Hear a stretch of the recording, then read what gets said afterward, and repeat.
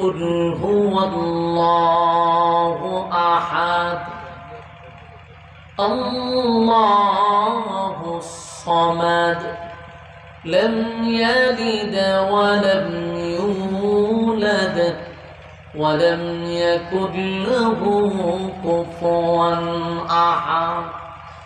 এক নম্বর প্রশ্ন হলো, তারা সর্বপ্রথম নবীরে প্রশ্ন করছে, আপনার আল্লাহ কয়জন? আল্লাহ জবাব দেয়, কুল হুয়াল্লাহু আহাদ। নবী আপনি বলুন, আমি আল্লাহ এক, অদ্বিতীয়। আমি আল্লাহর কোনো সাথী নেই, আমি আল্লাহর কোনো সঙ্গী নেই, আমি এক, অদ্বিতীয়। আল্লাহ রাব্বুল আলামিন তাদের জবাব দিয়া দিল, কুল হুয়াল্লাহু আহাদ। নবী আপনি বলুন, আমি আল্লাহ এক। তারা প্রশ্ন করছে, আপনার আল্লাহ কয়জন? আল্লাহ কয়, আমি এক, অদ্বিতীয়। আমার কোনো সাথী নাই, আমার কোনো সঙ্গী নাই, আমার কোনো ইলাহ নাই। এক নাম্বার প্রশ্নের জবাব কিন্তু তারা পেয়ে গেল। দুই নাম্বার প্রশ্ন হলো, তোমার আল্লাহ করে কি? তোমার আল্লাহর কাজ কি? আল্লাহ বলেন, আল্লাহুস সামাদ। আমি অমুকাপেক্ষী না, আমি কারো উপর নির্ভর করি না, আমি কারো উপর ডিপেন্ড করি না। যিনি রিজিক দেন তিনি কে? আল্লাহ বলেন, আমি রিজিক দাতা, আমি কারো উপর ডিপেন্ড করি না। কুল কায়নাত আমি আল্লাহর উপর নির্ভর করে। তাই তাদের দুই নাম্বার প্রশ্নের জবাব আল্লাহ দিয়া দিছে। তিন নাম্বার প্রশ্নটা হলো, আপনার আল্লাহ কি বিয়া শাদী করছে, ছেলে মেয়ে আছে? এই কথা বলার কারণ হলো, ইহুদিরা দুই খোদায় বিশ্বাসী আর খ্রিস্টানরা তিন খোদায় বিশ্বাসী। খ্রিস্টানদের ধারণা হলো মরিয়ম আলাইহিস সালাতু ওয়াস সালাম হলো আল্লাহর বউ, নাউজুবিল্লাহ, এবং ঈসা নবী হলো আল্লাহর ছেলে, নাউজুবিল্লাহ। এইজন্য খ্রিস্টান তিনজনকে খোদা মানে। এই জন্যই তারা নবীরে প্রশ্ন করছে, আপনার আল্লাহ বিয়া শাদী করছেন? আমার মালিক তখন তিন নাম্বার প্রশ্নের জবাব দিয়া দিল। আল্লাহ বলেন, লাম ইয়ালিদ ওয়া লাম ইউলাদ। আমি আল্লাহ কারো কাছ থেকে জন্ম নেই নাই, আমি আল্লাহ কাউকে জন্ম দেই নাই, আমি জন্ম নেইও নাই, আমি জন্ম দেইও নাই। তাহলে তাদের তিন নাম্বার প্রশ্ন পেয়ে গেল। চার নাম্বার প্রশ্ন হলো, আপনার আল্লাহর ক্ষমতা কি পরিমাণ, ওনার শক্তি কি পরিমাণ, এটা কি আমরা জানতে পারি? আল্লাহ তখন এটাও জবাব দেয়, ওয়ালাম ইয়াকুল লাহু কুফুয়ান আহাদ। আমার সমকক্ষ কেউ নাই, আমার সমতুল্য কেউ নাই। একে একে তারা নবীর বিভিন্ন ধরনের বিতর্কিত প্রশ্ন করে আটকানোর চেষ্টা করলেও আটকাতে পারে নাই। এর আগেও পাগল পাগল বইলা নবীর বিরুদ্ধে কত অপপ্রচার করল, জাদুঘর বইলা মানুষকে নবীর কাছ থেকে দূরে সরাইতে চাইল। কিন্তু আল্লাহ বলেন, বন্ধু আপনার টেনশন করার কোনো কারণ নাই, আপনার চিন্তা করার কোনো কারণ নাই। যারা আপনাকে পাগল বলবে, যাদের কাছে বলবে, তারা আপনার আখলাক আর চরিত্র দেখে আপনার কালেমা পড়বে। সুবহানাল্লাহ। সাপ ধরার জন্য যে বাঁশিটা বাজানো হয়, এটা কি বলে? বিন বাঁশি। সাপুরিয়ারে যদি জিজ্ঞাসা করেন এই বাঁশিটা কেন বাজান, তো তারা বলে এই বাঁশিটা বাজাইলে গর্তের ভিতরে বিষাক্ত সাপগুলি থাকে না, অটোমেটিক সামনে চলে আসে। মানে বাঁশির আওয়াজ শুনলে বিষাক্ত সাপ যেগুলা, এগুলো গর্তের থেকে বাইর হয়ে আসতে বাধ্য হয়। তো মনে করেন আপনাদের এই কালামাজি গ্রামে গর্তের সামনে একজন সাপুরিয়ায় বাঁশি বাজাইতেছে, কিন্তু দীর্ঘক্ষণ সময় বাঁশি বাজানোর পরেও গর্তের থেকে সাপ বাহির হয় না। বেচারার খুব রাগ উঠছে, এত সময় ধরে বাঁশি বাজায় কিন্তু সাপ তো আসে না, ঘটনা কি? কুদাল একটা লইছে, লইয়া এই মাটি সরাইছে, গর্তের ভিতরে দেখে দুইটা সাপ বসে রয়েছে। কিন্তু লড়েও না। সাপুরিয়ায় বুঝতে পারছে যে আমি যদি কিয়ামত পর্যন্ত বাঁশি বাজাই এই 2 সাপ বাড়ি হবে না। তার কারণ একটা সাপের নাম হলো দুরা সাপ, আর একটা হলো মাইটা সাপ। চিনেন না আপনারা? পৃথিবীতে কি বিষ আছে না? এই জন্য বিষ না থাকার কারণে বাঁশির সুর শুনেটি লড়েও না। কথা বুঝেননি আমার? আর যতগুলো বিষাক্ত সাপ ছিল সব বাহির হয়ে চলে আসছে। আমি আপনাদের সামনে মহাগ্রন্থ আল কোরআনের 114টা সূরার মধ্যে 112 নম্বর সূরা, সূরা ইখলাস কমপ্লিট আপনাদের সামনে আমি তেলাওয়াত করছি। এই সূরাটা একেবারেই ছোট, খুব ছোট্ট একটা সূরা, কিন্তু এর ফজিলত ব্যাপক, ব্যাপক ফজিলত। সূরাটা একেবারেই ছোট, কিন্তু সূরাটার ফজিলতের অভাব নাই। তা'দিলু সূরাতুল ইখলাস সুলুসাল কোরআন। এই সূরাটাকে বলা হয় কোরআনের 3 ভাগের 1 ভাগ। সুবহানাল্লাহ। আসেনি আপনাদের এলাকায়? সুবহানাল্লাহ থাকলে বলবেন। এই সূরাটাকে বলা হয় কোরআনের 3 ভাগের 1 ভাগ। তার মানে কি? একবার পড়লে 10 পারা, 2 বার পড়লে 20 পারা, 3 বার পড়লে 1 খতমের সওয়াব। সুবহানাল্লাহ। চিন্তা করেন কেমন সূরা। আর কোন সূরা আপনি 3 বার পড়লে 1 খতম হবে না, কিন্তু সূরা ইখলাস 3 বার পড়লে, ইখলাস মানে কি? কুল আল্লাহ সূরা, যেটা আপনারা চিনেন। এই কুল আল্লাহ সূরা যদি 3 বার পড়েন, একটা খতমের সওয়াব আল্লাহ আপনার আমলনামায় দিবে। সুবহানাল্লাহ। তাহলে এমন একটি সূরা যেটাকে বলা হয় শানে এলাহি, আল্লাহর সম্মান মর্যাদা সম্পর্কে একটা আলোচনা। এই আলোচনাটা আমরা দিলের কান লাগায় কথাগুলি শ্রবণ করার চেষ্টা করব ইনশাআল্লাহ। আমরা প্রথম আলোচনা করব সূরাটা কেন নাজিল হলো, এরপরে আলোচনা করব এর সরল তরজমা, এরপরে আলোচনা করব এর ফজিলত। আমরা যদি সূরাটাকে 3 ভাগে ভাগ করি তাহলে আপনাদের বুঝতে শুনতে সুবিধা হবে।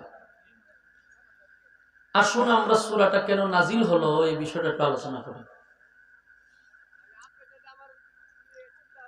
এই সূরা নাজিল হওয়ার মূল কারণটা ছিল মক্কাতুল মুকাররমায় রাসূলের জন্মের আগের থেকে বিভিন্ন ধর্মাবলম্বীরা ধর্ম প্রচার করত। এদের মধ্যে খ্রিস্টান, ইহুদি, মূর্তি পূজারী বিভিন্ন দল ছিল। এরা দিন প্রচার করত। তো দিন প্রচারের এক পর্যায়ে রাসূল আরবি সাল্লাল্লাহু আলাইহি সাল্লাম যখন দুনিয়াতে পদার্পণ করলেন, রাসূলের প্রায় 40 বছর যখন পূর্ণ হলো, এর আগ পর্যন্ত রাসূল কালেমার দাওয়াত দেন নাই, আদেশ করেন নাই, নিষেধ করেন নাই। যখন কোরআন নাজিল হলো ঠিক তখন রাসূল সাল্লাল্লাহু আলাইহি সাল্লামকে আল্লাহ জানায়া দিল যে আপনি শুধু আজকের থেকে মুহাম্মদ না, আপনি হলেন মুহাম্মাদুর রাসূলুল্লাহ সাল্লাল্লাহু আলাইহি ওয়াসাল্লাম। তো আল্লাহ রাব্বুল আলামিন রাসূলকে অর্ডার দিলেন আজকের থেকে আপনি একত্ববাদ, এক আল্লাহর দাওয়াত মানুষের কাছে পৌঁছায় দেন। এর আগে কিন্তু রাসূল দাওয়াত দেন নাই। এর আগে 40 বছরের ভিতরে রাসূলের কোনো শত্রু ছিল না। সবাই রাসূলকে ভালোবাসতো, মহব্বত করত। যেদিন থেকে কালেমার দাওয়াত দেওয়া শুরু করলো সেদিন থেকেই রাসূলের শত্রু শুরু হয়ে গেল। যারা রাসূলকে আগে ভালোবাসতো এরাই রাসূলের বিরোধিতা করতেছে। উদ্দেশ্য একটাই, একত্ববাদী খোদার দাওয়াত দেওয়ার কারণে। রাসূল আরবি সাল্লাল্লাহু আলাইহি সাল্লাম যখন কালেমার দাওয়াত দিতে লাগলো তখন মক্কাতে 3-4টা দল রাসূলকে বাধা দিল যে আমরা তোমার জন্মের আগ থেকে ধর্ম প্রচার করতেছি, আমরা বাপ দাদার ধর্ম পালন করে আসতেছি, নতুন করে তুমি একত্ববাদী খোদার দাওয়াত কেন দিবা? এটা আমরা তোমাকে মক্কায় করতে দিব না। খুব জোরালো বক্তব্য তারা দিল, কর্মসূচি নিল, কিন্তু আল্লাহ রসুলকে কোনোভাবেই থামানো সম্ভব ছিল না। আপনারা কি আমার কথা বুঝেননি? আমি তো আমার সিলেটের ভাষায় কথা বলিও না, তাহলে বুঝতেন না কেন? একটু কথা বললে, হ্যাঁ না বললে আমি বুঝবো যে আমার কথা বুঝতেছেন। এখন দেখেন রাসূল আরবি সাল্লাল্লাহু আলাইহি সাল্লাম যখন কালেমার দাওয়াত দিতে লাগলো, তারা বাধা দিতেছে। তো বাধা দেওয়ার এক পর্যায়েও প্রথম হুমকি দিল, আন্দোলন করলো, কোনো কাজ হইতেছে না। শেষে তারা রাসূলের চাচা আবু তালেবের কাছে গেছে। তখন উনি ছিলেন মক্কার সবচেয়ে বড় সর্দার, পাওয়ারফুল নেতা ছিল। তো নেতার কাছে গিয়া বললো যে আপনার ভাতিজা যে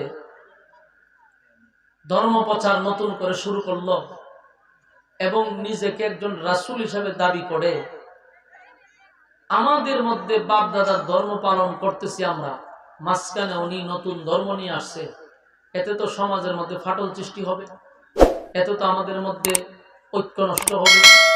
আপনার ভাতিজাকে বলেন সেজন্য কালেমার দাওয়াত দেওয়া বন্ধ করে দেয়। তা আবু তালেব বললেন, সেটা তো আমি বলতে পারবো না, আমার ভাতিজা আসলে আমি বলবো।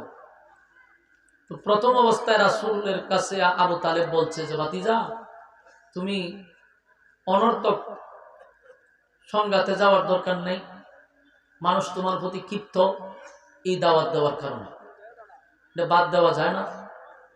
রাসূল বলেন যে চাচা, এটা তো বাদ দেওয়ার জিনিস না, আল্লাহর পক্ষ থেকে আমাকে অর্ডার করছে, আমি মিশন নিয়ে আসছি, এটা তো বন্ধ করা যাবে না। চাচা তেমন কোনো ভূমিকা নিছে না প্রথম অবস্থা, ঠিক আছে বাতিজা যেটা বুঝে করুক। কিন্তু যখন দেখলো মক্কাতে আরো পরিস্থিতি ভয়াবহ হইতে লাগলো, আবু জাহেল সহ, আবুল আহাব সহ মক্কার সবচেয়ে বড় বড় লিডাররা নবীর বিরুদ্ধে লেগে গেছে। তো তারা বহুভাবে বাধা দেওয়ার চেষ্টা করছে, গাল মন্দ করতে লাগলো, যারা কালেমা পড়ে তাদের উপরে নির্যাতন করতে লাগলো, বেধুরু মারতে লাগলো। এরপরেও রাসূলকে থামানো যাচ্ছে না। তখন তারা বললো যে একটা কাজ করি, দেখি আমরা মুহাম্মদকে লোভনীয় কিছু অফার দিয়া আটকানো যায় কিনা। তারা অফার নিয়ে গেছে, আবার চাচার কাছে গেছে, গিয়া বললো আপনার ভাতিজাকে তো আগে ওয়ার্নিং দিছি, কিন্তু সে কোনোভাবেই থামতেছে না। তাহলে শুনেন, আপনার ভাতিজাকে বলেন সে এই ফুলাফানগুলো সিলাইতেছে না। আল্লাহ রাসূলের চাচা আবু তালেবের কাছে গিয়া বললেন, আপনার ভাতিজাকে আপনি থামান, সে কি চায় বলেন, আমরা সব দিব। সে কি রাজত্ব চায়, আমরা তারে রাজত্ব দিব। সে কি নারী চায়, মদিনার সবচেয়ে, মক্কার সবচেয়ে সুন্দরী নারী দিব। সে কি ধন সম্পদ চায়, তাও দিব। তারপরেও যেন সে কালেমার দাওয়াত না দেয়, এটা যেন বন্ধ করে দেয়। এটার উঠে না, সমস্যা যত না উঠলে জানালে চলো, ঠিক আছে। এরপরেও যখন সে মানে না, বলল যে আমরা তার অফার দিলাম, দেখেন এই অফারে সে রাজি হইল, আমরা সব দিব, কিন্তু শর্ত হইল কালেমার দাওয়াত দেওয়া বন্ধ করতে হবে।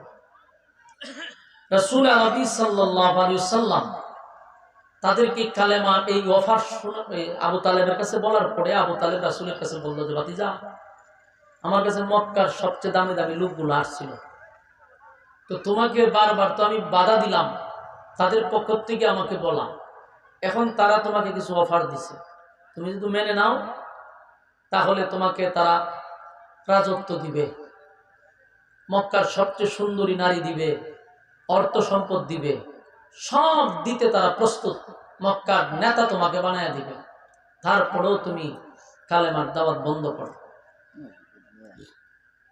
চিন্তা করেন, এই অফার দেওয়ার পরে রাসূলের উত্তরটা কি ছিল?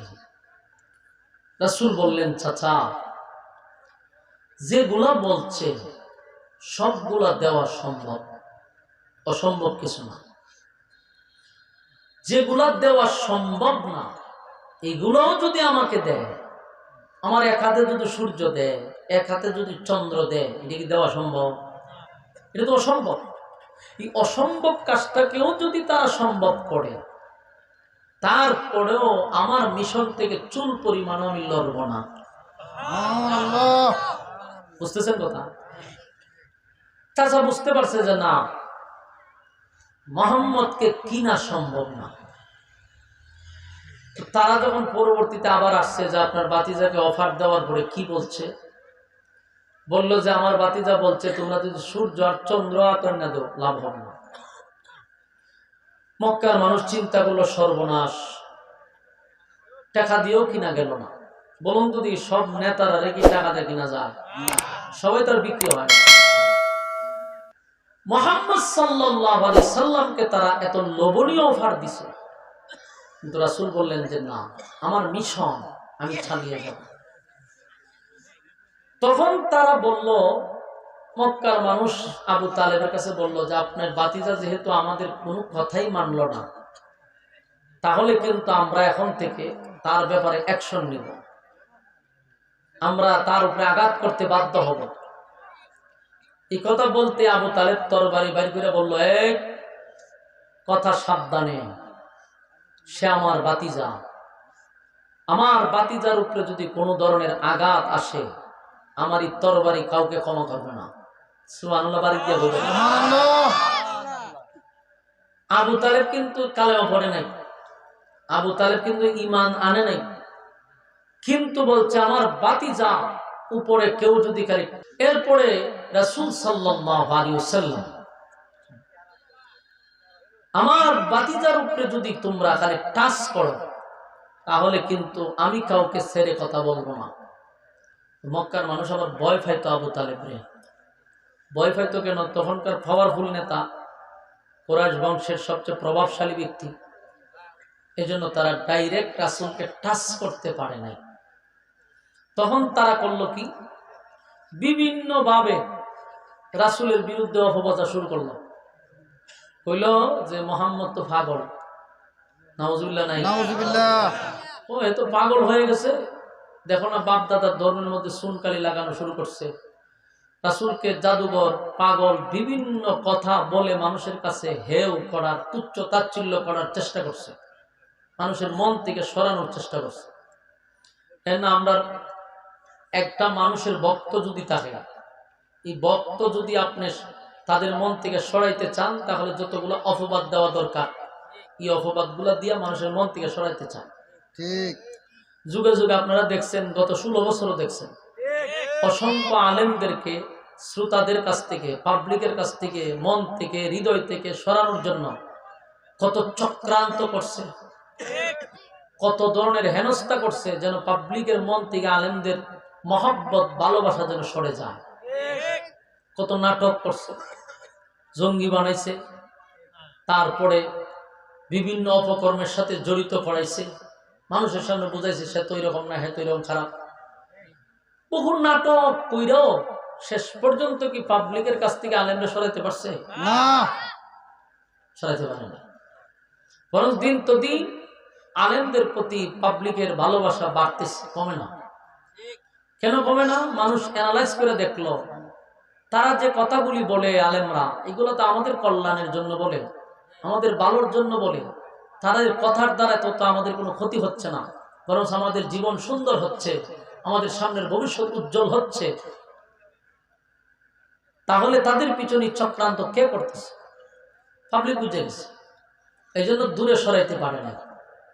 রাসূলকেও দূরে সরানোর জন্য পাগল বলছে রাসূল, কিন্তু পাগল বইলেও তারা সাকসেস হতে পারছে। মক্কাতে আগেও হজ হইত, বহু আগ থেকে হজের পথা চালু ছিল, সিস্টেম একটু ভিন্ন ছিল। বিভিন্ন দূর দূরান্ত থেকে কাবা শরীফে তারা তওয়াফ করত। তো দূর দূরান্ত থেকে মানুষ আসতো, আবু জাহেলের নেতৃত্বে, আবু লাহাবের নেতৃত্বে জায়গায় জায়গায় পয়েন্টে পয়েন্টে লোক দাঁড় করায় রাখছে। যারাই ঢুকতো তাদের কি বলতো, শুনো, মক্কাতে হজ করতে আসছো, হজ করে চলে যাবা, ডাইনে ভাবে যাইও না, আমাদের এই মক্কাতে একটা পাগল আছে, আমাদের মক্কাতে একজন পাগল আছে, সাবধান, ভুলেও পাগলের কাছে যাইবা না, সে কিন্তু জাদু করে, মানুষকে আকৃষ্ট করে। এই কথা বলতেছে, জায়গায় জায়গায় পয়েন্টে পয়েন্টে লোক আছে, মানুষ শুনতেছে আর আশ্চর্য বলে ঠিক আছে মানলাম। একজন লোক পাগলই হইল, কিন্তু পাগলের এই প্রচার প্রসার কেন করতে হবে?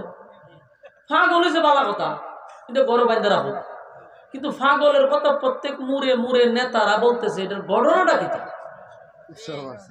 পাগল তো এটা শুধু পাগল না, এটা আন্তর্জাতিক খ্যাতি সম্পন্ন পাগল। কথা হয় না? দেখবেন যে জিনিসের নিষেধ বেশি, জিনিসের আগ্রহ বেশি। এরার কত পাগল হয়েছে ভালো কথা, কিন্তু আমরা যাই আর রাস্তাতে সবাই একই কথা কয় যে সাবধান, অমুক পাগলের কাছে দাঁড়াও যায় না। তুমি পাগল না দেখে আমরা বাড়িতে যেতাম না। কিছু না আকর্ষণ বাড়াইয়া মানুষ আছে উমরা ওয়াজ করতো, অজুজ কইরা পাগল তো খাইছে, পাগলটা আছে। এগুলা করতে করতে মানুষ দলে দলে পাগল দেখার লেগে আরো পাগল হয়ে যায়। তো তারা খানায় কাবার সামনে সাইডে গিয়া দেখে আল্লাহর রাসূল বৈশাখ কোরআন তেলাওয়াত করতেছে, নবীর কোরআন তেলাওয়াত। কত মজা! আপনারা ওয়াজ করে কেমনে বোঝান? আল্লাহ যাকে নির্বাচন করছেন, নিজের হাতে যাকে গড়ছেন, সেই পয়গম্বরের কণ্ঠ কেমন হবে! সুবহানাল্লাহ। আমরা মিশরের কারীদের তেলাওয়াত শুনে আমরা পাগল হয়ে যাই, কি সুন্দর টান মারে, আমরা শুনলে আমরা পাগল হয়ে যাই। এত কণ্ঠ দিয়ে যখন তেলাওয়াত করে মানুষ লাফ দিয়ে ওঠে, কিন্তু এই কণ্ঠের ব্যাপারে তো আল্লাহ কিছু বলে না। আর যারা আল্লাহ নিজে বানাইছে, সেই পয়গম্বর যখন তেলাওয়াত করে, তখন মানুষের অবস্থাটা কি হয়েছে! সুবহানাল্লাহ। এরা গেছে, যাওয়ার পরে গিয়া দেখে রাসূল তেলাওয়াত করতেছে। সব মানুষ প্রথম দেখেই এইভাবে তাকায় আছে, কারণ রাসূলের যে চেহারা, সুবহানাল্লাহ, কেমন চেহারা! পয়গম্বরের চেহারা দেখে অনেকের কিদা নিবারণ হয়ে যেত। পৃথিবীতে এমন সুন্দর আছে যে যারা দেখলে পেটের কিদা নিবারণ হয়? পৃথিবীতে নাই। কিন্তু রাসূলের চেহারা মুবারক দেখলেই মানুষের তৃপ্তি আসতো, পেটের কিদা নিবারণ হয়ে যেত। সুবহানাল্লাহ। সব মানুষ গেছে, গিয়া নবীর চেহারার দিকে তাকাইয়া, এই যে তাকাইছে আর চোখ ফিরায় না, আবার শুনতেছে নবীর কণ্ঠের তেলাওয়াত, এত মজা, আবার এত সুন্দর চেহারা। মানুষ এক দৃষ্টিতে তাকাইয়া বলে যে উনি তো পাগল হওয়ার কথা না। সুবহানাল্লাহ। এই লোকের চেহারা, এটা তো পাগলের চেহারা না, এরকম চেহারার লোক জিন্দেগিতে কোনোদিন দেখি নাই। সুবহানাল্লাহ। এরা একদিকে নবীর চেহারার দিকে তাকায় আছে, আর একদিকে তেলাওয়াত শুনতেছে, আর এরা নিজেরাই চিৎকার দেওয়া শুরু করছে, এত সুন্দর চেহারা লোক পাগল হতে পারে না, উনি তো মানুষ নয়, এত সুন্দর চেহারা, মানে পাগল হয়ে গেছে। কেউ কয় ফেরেশতা, কেউ উনি কি মানুষ, অদ্ভুত, এরকম চেহারা তো দেখি, পাগল হয়ে গেছে। আবার কণ্ঠের তেলাওয়াত শুনতেছে। এক পর্যায়ে মানুষ রাসূলের কাছে গিয়ে বসছে, বৈশাখ আল্লাহ পয়গম্বর আপনি, কারণ আপনার চেহারায় প্রমাণ করে এটা দুনিয়ার কোন সাধারণ মানব নয়। সুবহানাল্লাহ। এক বাক্যে সবাই বলতে লাগলো যে আর ছিলাম পাগল দেখতে, আমরা আপনার হাতে হাত রেখে কালেমা পড়ে ঈমান আনতে চাই। সুবহানাল্লাহ। লা ইলাহা ইল্লাল্লাহু মুহাম্মাদুর রাসূলুল্লাহ সাল্লাল্লাহু আলাইহি ওয়াসাল্লাম। মক্কার মানুষ সব পাগল হয়ে গেছে, আর নবীর চেহারা মুবারক দেখা বলে এমন সুন্দর চেহারার লোক কোনদিন পাগল হতে পারে না। কি সুন্দর তার চেহারা, কি সুন্দর তার তেলাওয়াত। মানুষগুলা নবীর কাছে গিয়া বলে, পয়গম্বর, মক্কার মোড়ে মোড়ে মানুষগুলা বলতেছিল আপনি নাকি পাগল, আপনার চেহারা দেখা আমরা নিজেরাই এখন পাগল হয়ে গেছি। সুবহানাল্লাহ। কালেমা পড়ে ঈমান আনে। আবু জাহেলের কাছে খবর চলে গেছে, আবু লাহাবের কাছেও খবর চলে গেছে যে আমরা কি করলাম রে, পাগল বইলা চাইছিলাম মানুষকে দূরে সরানোর জন্য, এখন পাগল বলার কারণে মানুষের আকর্ষণ আগের থেকেও বেড়ে গেছে। আমরা যদি তারে পাগল না বলতাম, মানুষ তারে দেখার জন্য যাইতো না, কিন্তু পাগল বলার কারণে মানুষের আকর্ষণ বেড়ে গেল, আর নবীর চেহারা দেখে মানুষ এখন কালেমা পড়তে লাগলো। এখন বলুন, তাদের লাভ হয়েছে না লস হয়েছে? যারা অপপ্রচার করছে তাদের লস হয়ে গেছে। এখন মাথায় তাফায় আর কয় হায় হায়, মুহাম্মদের সমর্থন তো বেড়ে গেল। পাগল পাগল মহিলা মানুষের কাছ থেকে নবীরে দূরে সরাইতে চাইছিল, কিন্তু এখন দেখা যায় মানুষ আরো পাগল পাগল হইয়া নবীর কাছে আসে। সুবহানাল্লাহ। আমাদের দেশেও দেখবেন 16টা বছর আলেম যাদের জনপ্রিয়তা বেশি, যাদের কথা মানুষ শুনে বেশি, এদেরকে পাবলিকের কাছে জঙ্গি বানাইছে, এদেরকে মানুষের সামনে রাজাকার বানাইছে, বানাইয়া মানুষের মন থেকে চাইছিল দূরে সরায় দেওয়ার জন্য। কিন্তু ঘটনা দিছে ভিন্ন দিকে মোড়।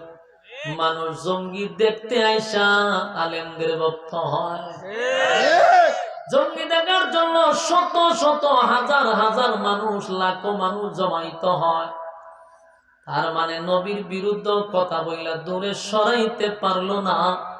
এই যুগে আইসা আলেমদের বিরোধিতা করেও মন থেকে সরাইতে পারলো না। আমার যুবক ভাইয়েরা, মুরব্বী বাবারা, আল্লাহর পয়গম্বরের হাতে ধরে তারা কালেমা পড়ল। খবরটা আবু জাহেলের কাছে গেছে। আবু লাহাব তারা মিটিং এ বসছে যে ঘটনা কি, আমরা ভুল করছি, আমাদের প্ল্যানে ভুল ছিল, আমাদের সিদ্ধান্তটা ভুল ছিল। মানুষের মন থেকে সরাইতে গিয়া আমরা নিজেরাই মানুষের মন থেকে সরে গেলাম। কি করা যায়? এখন নতুন কোন কর্মসূচি নিতে হবে।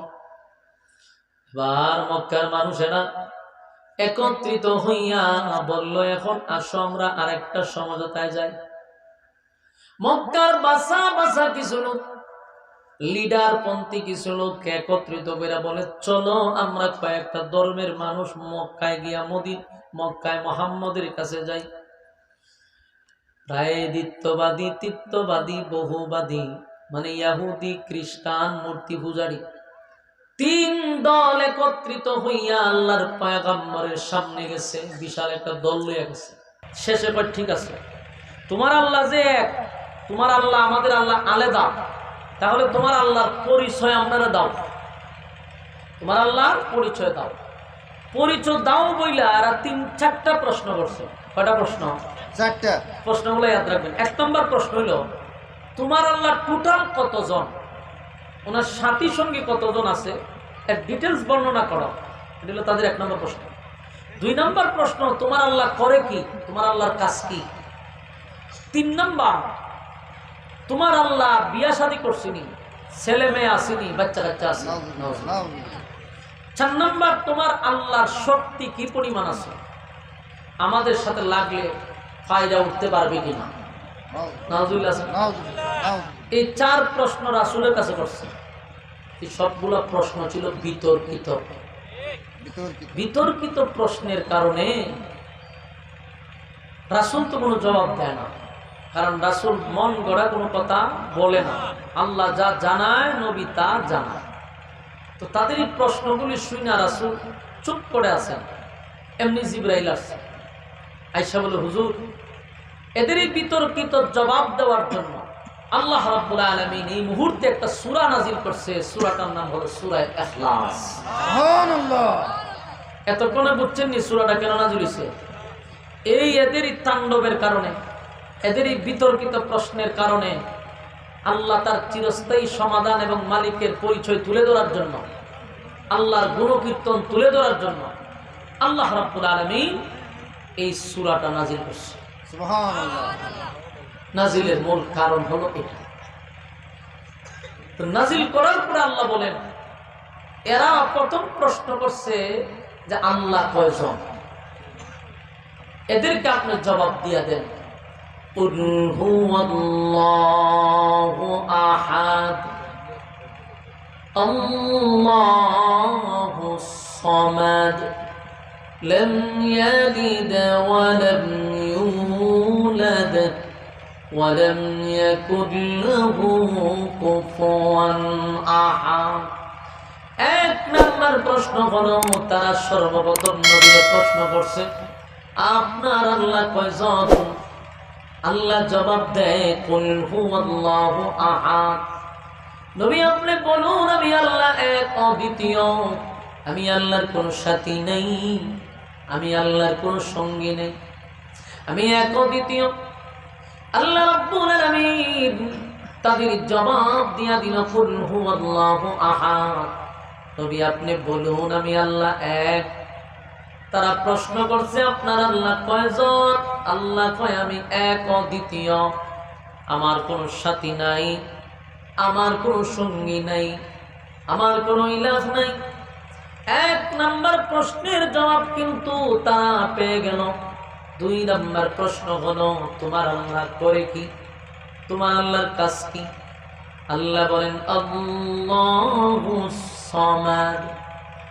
আমি অমুকাফিকি না, আমি কারো উপর নির্ভর করি না, আমি কারো উপর ডিপেন্ড করি না। যিনি রিজিক দেন তিনি কে? আল্লাহ বলেন, আমি রিজিক দাতা, আমি কারো উপর ডিপেন্ড করি না। কুল কায়নাত আমি আল্লাহর উপর নির্ভর করে। তাই তাদের দুই নাম্বার প্রশ্নের জবাবও আল্লাহ দিয়া দিছে। তিন নাম্বার প্রশ্নটা হলো, আপনার আল্লাহ কি বিয়া শাদী করছে, ছেলে মেয়ে আছে? এই কথা বলার কারণ হলো, ইহুদিরা দুই খোদায় বিশ্বাসী আর খ্রিস্টানরা তিন খোদায় বিশ্বাসী। খ্রিস্টানদের ধারণা হলো মরিয়ম আলাইহিস সালাতু ওয়াস সালাম হলো আল্লাহর বউ, নাউজুবিল্লাহ, এবং ঈসা নবী হলো আল্লাহর ছেলে, নাউজুবিল্লাহ। এইজন্য খ্রিস্টান তিনজনকে খোদা মানে। এই জন্যই তারা নবীরে প্রশ্ন করছে, আপনার আল্লাহ বিয়া শাদী করছেন? আমার মালিক তখন তিন নাম্বার প্রশ্নের জবাব দিয়া দিল। আল্লাহ বলেন, লাম ইয়ালিদ ওয়া লাম ইউলাদ। আমি আল্লাহ কারো কাছ থেকে জন্ম নেই নাই, আমি আল্লাহ কাউকে জন্ম দেই নাই, আমি জন্ম নেইও নাই, আমি জন্ম দেইও নাই।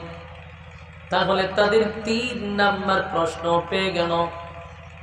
চার নাম্বার প্রশ্ন হলো, আপনার আল্লাহর ক্ষমতা কি পরিমাণ, ওনার শক্তি কি পরিমাণ, এটা কি আমরা জানতে পারি?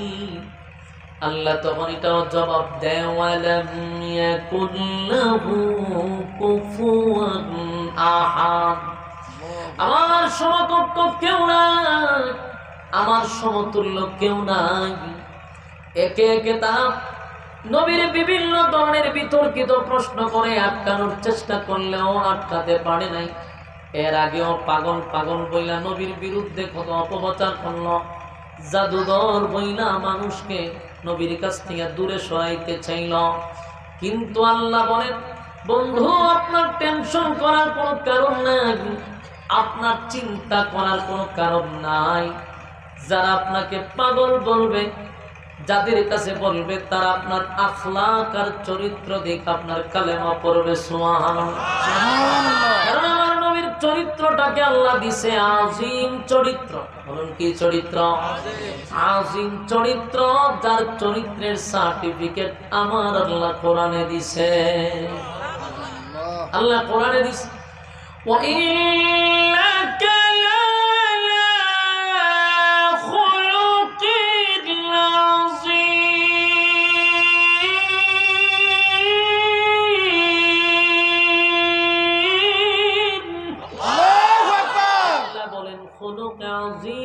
আমি আপনাকে দান করছি যার চরিত্রে কোনো তিল পরিমাণ স্পট নাই। তাই তারাও জানে আপনার আখলাক দেখলে কালেমা পড়ব। তাই পাগল বলছে আপনারা দেখে তারা কালেমা পড়ছে। বলল চিন্তার কোনো কারণ নাই।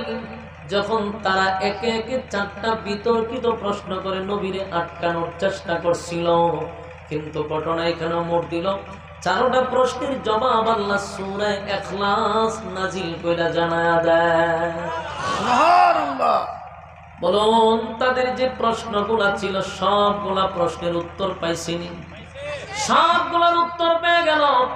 মালিক একে একে সব প্রশ্নের জবাব দিয়া দিল, সব প্রশ্নের জবাব দিয়া দিল। এর বাহিরেও তারা আরো অনেক প্রশ্ন করছে। আপনার আল্লাহ ঘুমায়নি, আপনার আল্লাহ খায়নি, ঘুমায়নি, আপনার আল্লাহ বিশ্রাম নেয়নি। বলুন, যিনি খোদা, যিনি মালিক, যিনি রব, তার কি কোনো ঘুম আছে? তার কি মরণ আছে? আল্লাহর মরণ নেই, ঘুম নাই। আল্লাহ বলেন, আল্লাহু লা ইলাহা ইল্লাহু আল হাইয়ুল কাইয়্যুম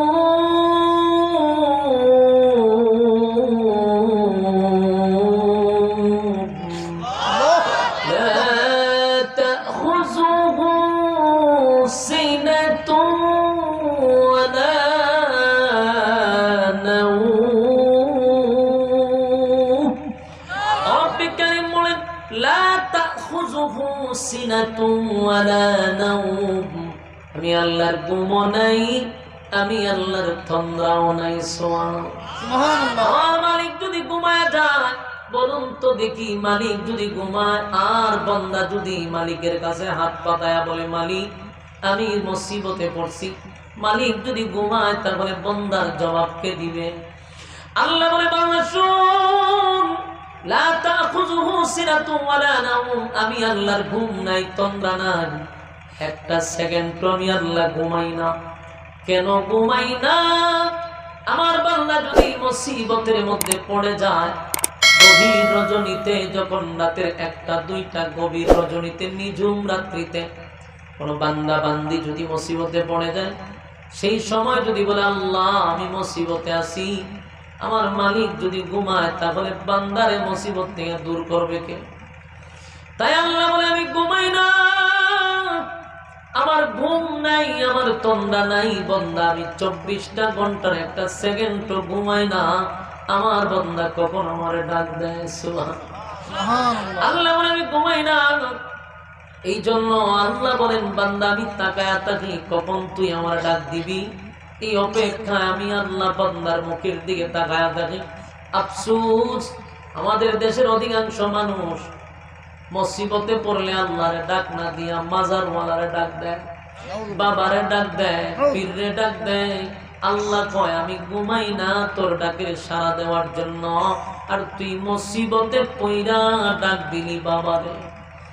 তুই যে সময় বাবারে ডাক দিছ, বাবা ঘুমায় গেছে, বাবার ঘুম আছে, কিন্তু আমার মালিকের ঘুম নাই, আমার মালিকের তন্দ্রা নাই।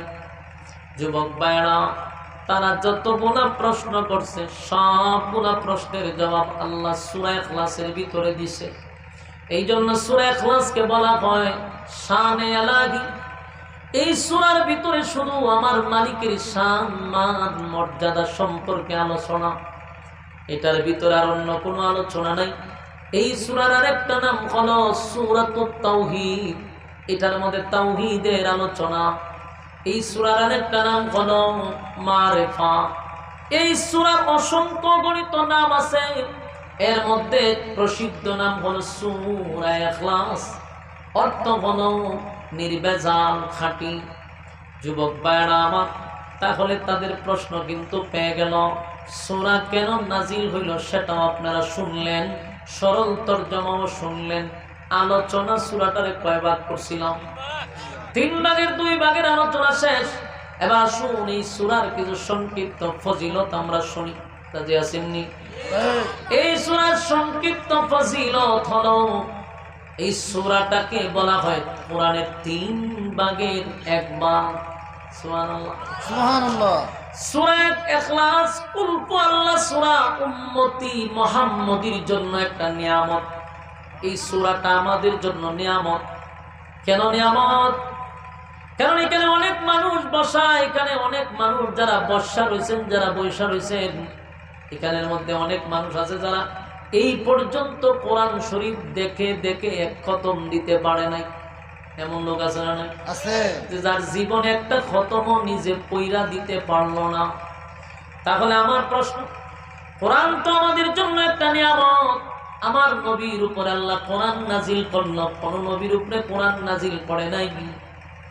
এত বড় নিয়ামত পাওয়ার পরে যেদিন দুনিয়ার থেকে বিদায় হয়ে যাব, হাসরের মাঠে যখন আল্লাহ পুনরায় আমাদেরকে দাঁড় করাবে, বলুন তো দেখি সেদিন আমলনামা দেখার পরে আমলনামার মধ্যে দেখা যাবে একটা কোরআনের খতমও নাই। সেদিন আল্লাহর সামনে জবাব দেওয়া লাগবে না, কোরআনের একটা খতমও দিতে পারলাম না। হাসরের মাঠে আমলনামা যখন দেখানো হবে, যদি ফেরেশতারা বলে কি ব্যাপার, তোদের পয়গম্বরের কাছে কোরআন নাযিল করল, সেই কোরআনটা বুঝি একটা খতমও দিতে পারলি না, হায়রে দুর্ভাগ্য, আফসোসের সীমা থাকবে না। তাই আমাদের জন্য এই সূরা ইখলাস হলো একটা নিয়ামত। তাদিলু সূরাতুল ইখলাস সুলুসুল কোরআন। এই সূরাটা যদি কেউ 3 বার পড়ে, একটা খতম সওয়াব আল্লাহ আপনার আমলনামায় ঢুকায়া দিবে। জোরে কোন সুবহানাল্লাহ বলুন। আপনাদের কোরআনের খতমের সওয়াব দরকার আছে না নাই? তাহলে আমার সঙ্গে পড়ুন, কুল হুয়াল্লাহু আহাদ আল্লাহুস সামাদ লাম ইয়ালিদ ওয়া লাম ইউলাদ ওয়া লাম ইয়াকুল লাহু কুফুয়ান আহাদ। এই একবার বললেন 10 বার সওয়াব পাইছেন। আর একবার পড়ুন, কুল হুয়াল্লাহু আহাদ আল্লাহুস সামাদ লাম ইয়ালিদ ওয়া লাম ইউলাদ ওয়া লাম ইয়াকুল লাহু কুফুয়ান আহাদ।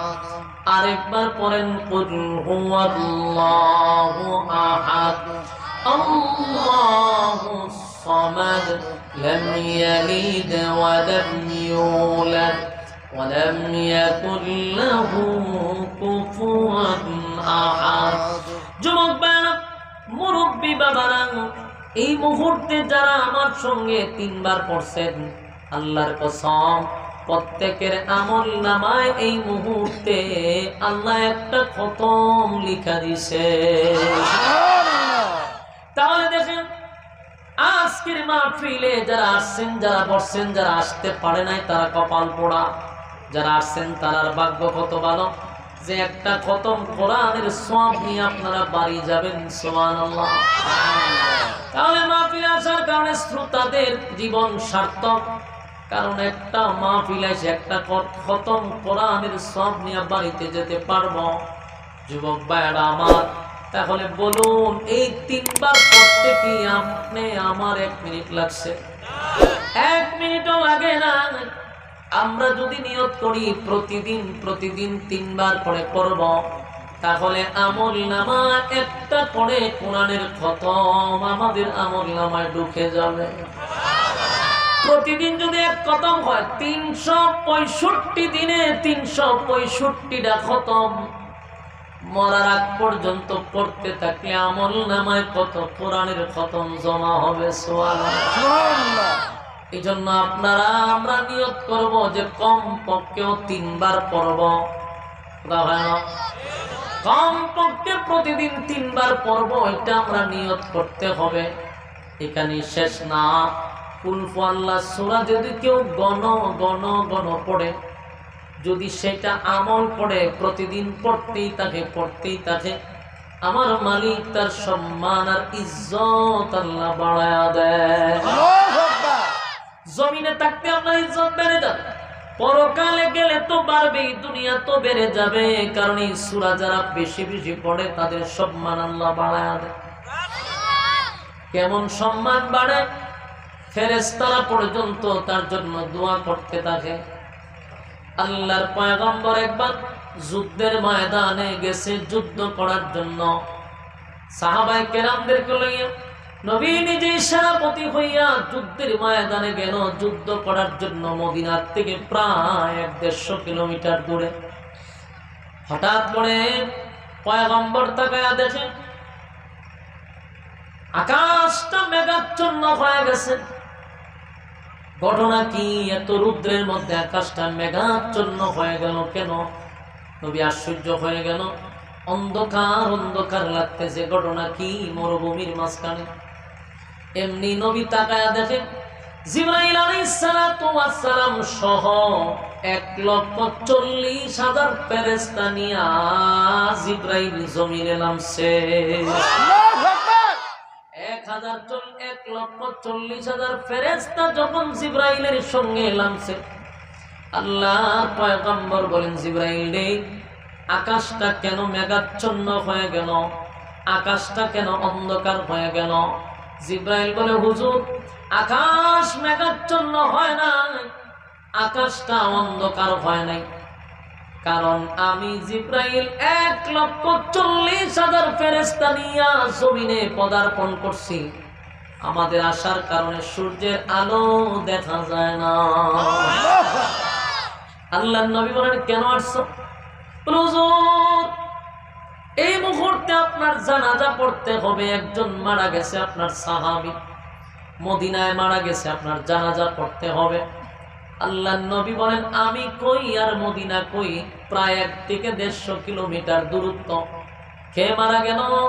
বলে, হুজুর, আপনার মুআবিয়া ইবনে মুআবিয়া, উনি মারা গেছে। আল্লাহর নবী বলেন, তাহলে আমি জানাজা কেমনে পড়াবো রে? আমি যদি জানাজা পড়াইতে যাই তাহলে 2 দিন সময় আমার লাগবে সেখানে পৌঁছতে। এমনি জিবরাইল কয়, হুজুর, যাওয়া লাগবে না, মুসল্লির সাথে করে নিয়ে এসেছি। 1,40,000 মুসল্লি আমরা সাথে নিয়ে আসছি। আপনি জানাজার নামাজটা এখানেই পড়াবেন যুদ্ধের ময়দানে। আল্লাহর নবী বলেন, কেমনে রে আমি এখানে জানাজা পড়াবো? বলে, হুজুর, বাকি ব্যবস্থা আমার মালিক আপনারে করে দিবে, আপনি কাতারবন্দি হয়ে যান। পয়গম্বর সাহাবায়ে কেরামদেরকে নিয়ে কাতার সোজা করলেন। প্রথম কাতারে ফেরেশতা 70,000, পরের কাতারে ফেরেশতা দাঁড়াইছে 70,000, প্রায় 1,40,000 ফেরেশতা 2 কাতারে দাঁড়াইছে সাহাবীদের সঙ্গে।